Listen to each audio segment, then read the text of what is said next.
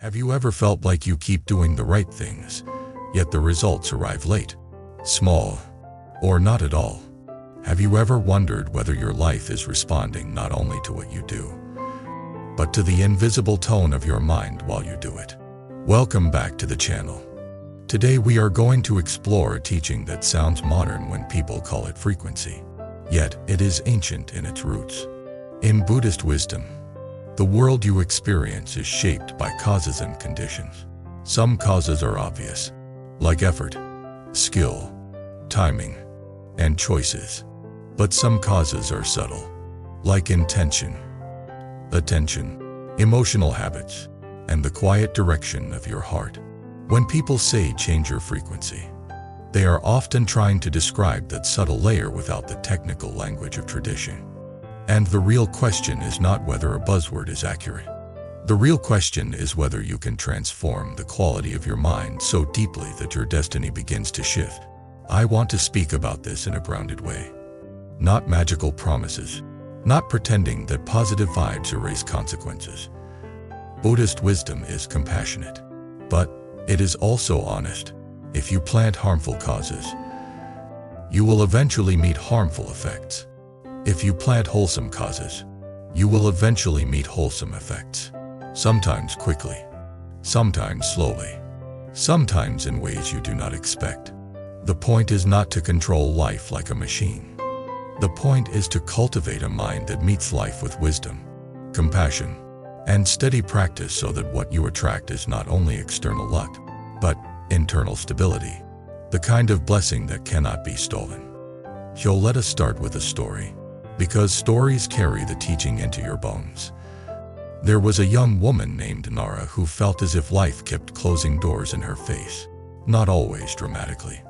It was more like a pattern of near wins that became losses, friendships that felt promising and then faded, opportunities that arrived and then vanished, moments of hope followed by disappointment.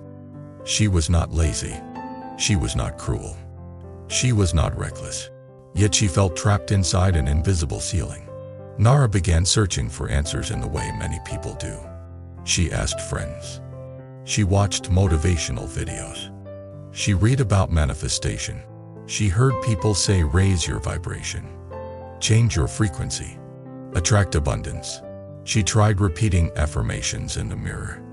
She tried smiling more. She tried imagining a better life. Sometimes she felt inspired for a day. Then the same heaviness returned. She started to blame herself. Maybe I am broken. Maybe I cannot do it. Maybe I am unlucky.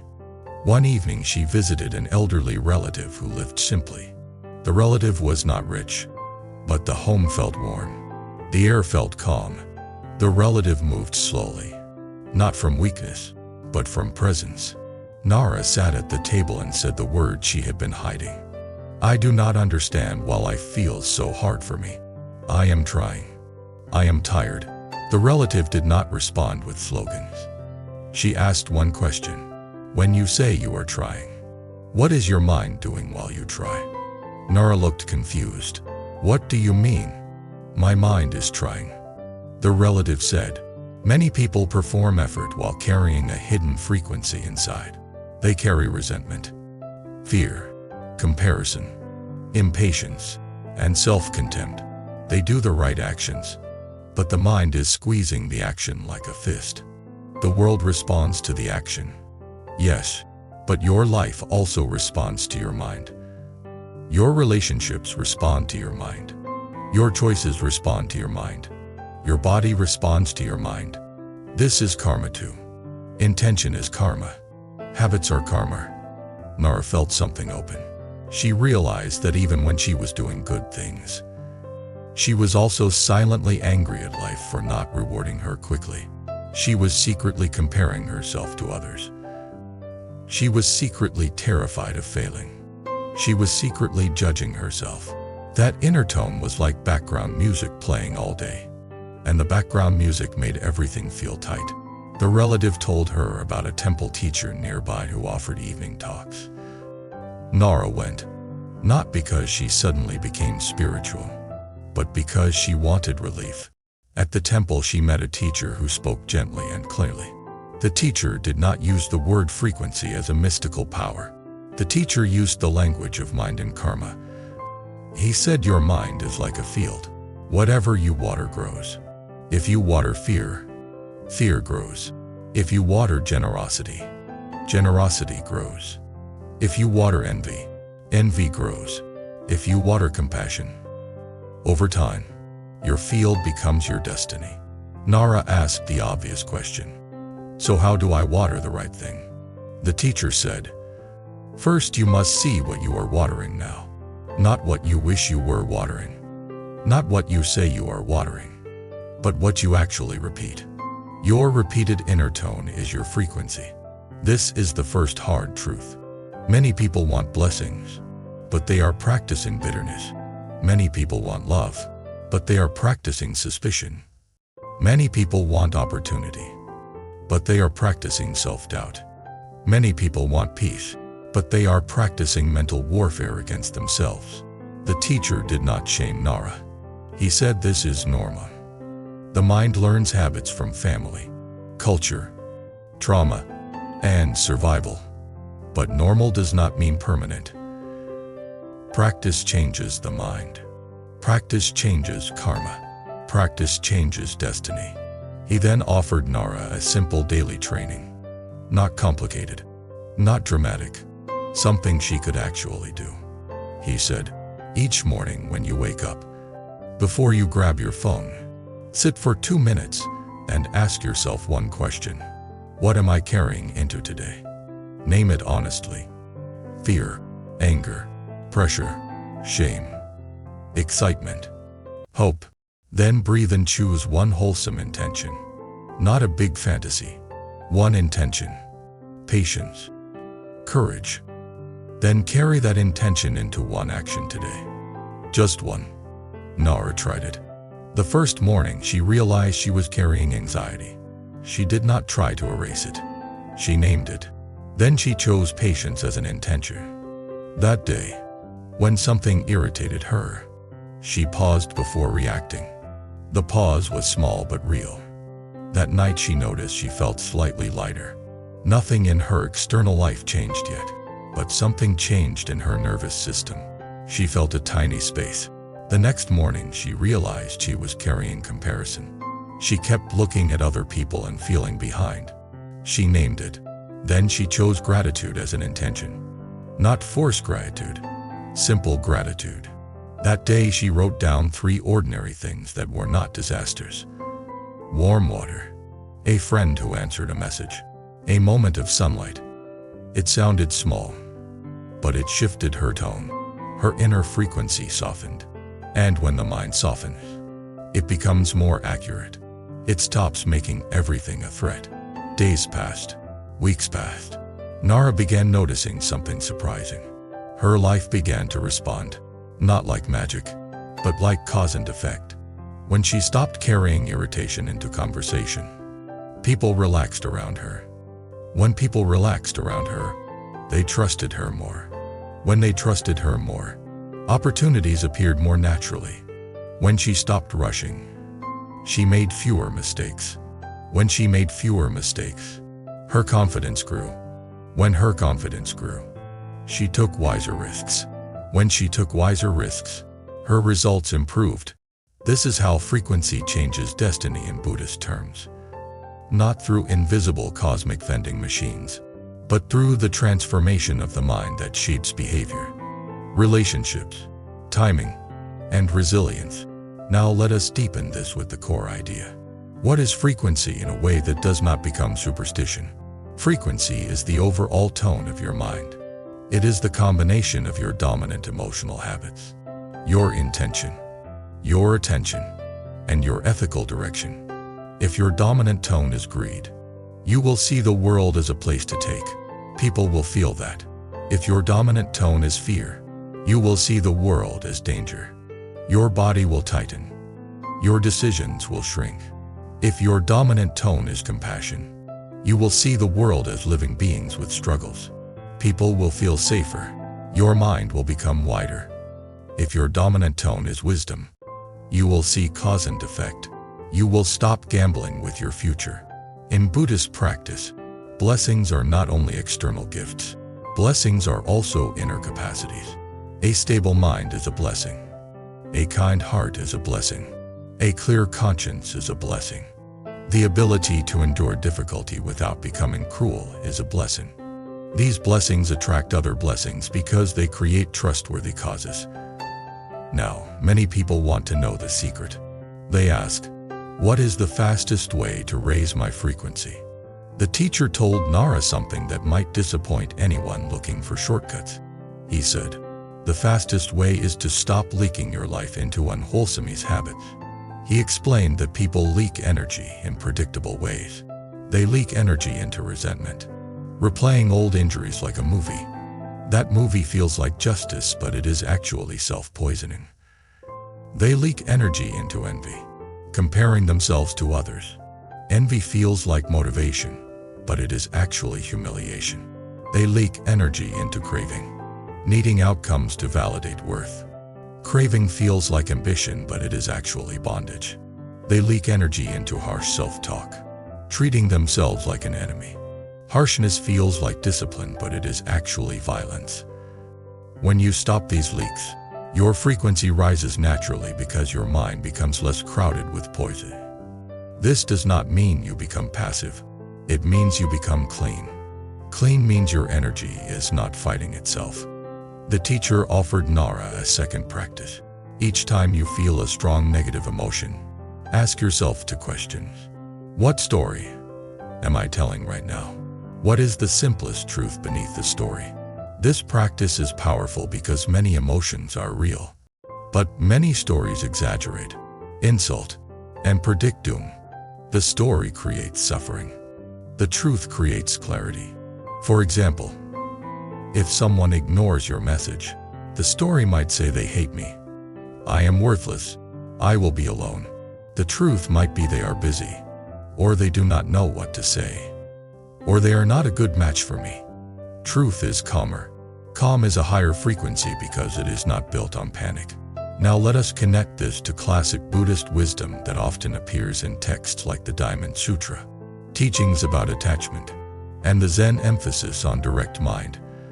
When you cling to outcomes, your frequency becomes desperate. Desperation repels wise people and attracts opportunists. When you release clinging and focus on right action, your frequency becomes stable. Stability attracts trust. Trust attracts collaboration. Collaboration attracts opportunity. Opportunity attracts resources. This is a chain of wholesome causality. When you cling to identity, your frequency becomes defensive. You must protect your image.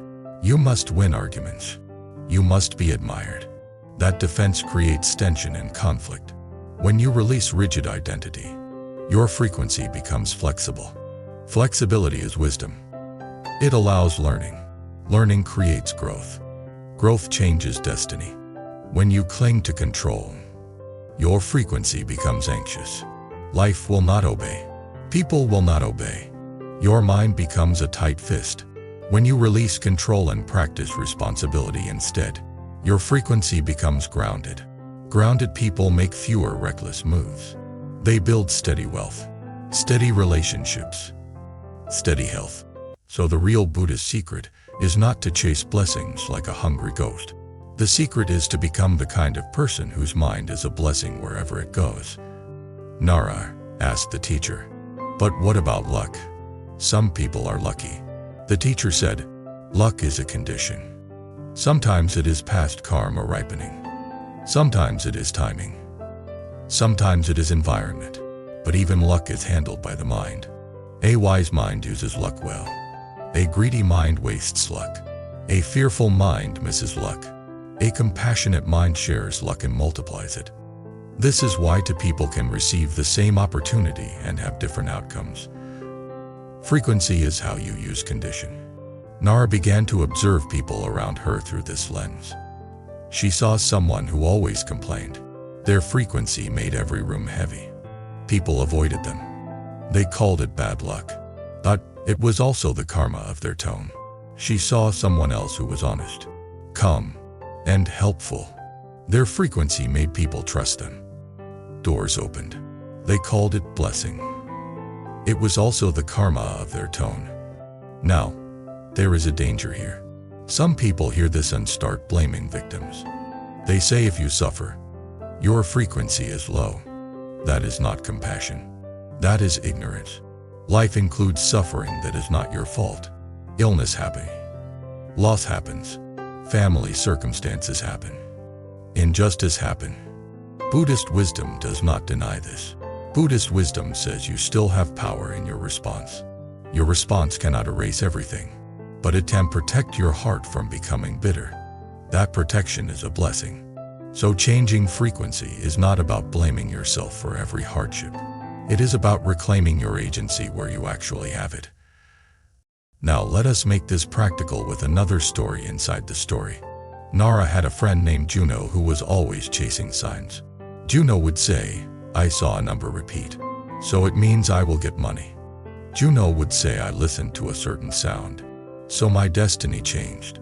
Sometimes Juno would feel excited, then crash. The cycle was like sugar, quick highs and quick lows. Nara shared what she was learning. She said, "What if the real sign is how you treat people when you are stressed? What if the real frequency is how you speak to yourself when no one hears? What if the real blessing is the ability to be kind without being weak?" Juno laughed, but later Juno tried. One day Juno caught herself gossiping and stopped mid-sentence. That pause was a frequency shift. Another day Juno felt jealous and instead of scrolling, she went for a walk and breathed. That was a frequency shift. Another day Juno apologized quickly instead of defending pride. That was a frequency shift. Weeks later, Juno said something surprising. "I feel more lucky, not because my life is perfect, but because I am not creating as much chaos." That is the teaching. Now, the title says attract unlimited blessings. Unlimited does not mean infinite money falling from the sky. Unlimited means blessings are not limited to one category. A blessed life can include enough resources, yes, but also includes peace, friendship, respect, health habits, resilience, and a conscience that sleeps at night. Those are the blessings worth chasing. And ironically, they arrive more easily when you stop chasing and start practicing. So how do you change frequency in a Buddhist way? You change frequency by changing the mind you repeat.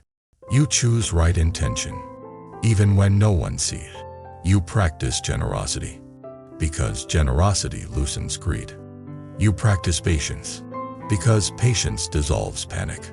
You practice truth, because truth cleans the heart. You practice compassion, because compassion prevents bitterness. You practice mindfulness, because mindfulness stops unconscious harm. You practice discipline, because discipline makes freedom possible. Each of these is not a slogan. Each is a daily choice. Daily choices create karma. Karma shapes destiny. Now I want to share a moment that many people relate to, because it is where the teaching becomes emotional. Nara had a day when everything went wrong. She missed a bus. She spilled a drink. She got criticized at work. A friend canceled plans. She felt the old heaviness return. The mind whispered, "See, nothing changes." That night she went to the temple feeling defeated. The teacher listened and then said, "Today was not a failure. Today was your test day. Your frequency is not proven when life is easy. Your frequency is proven when life is irritating."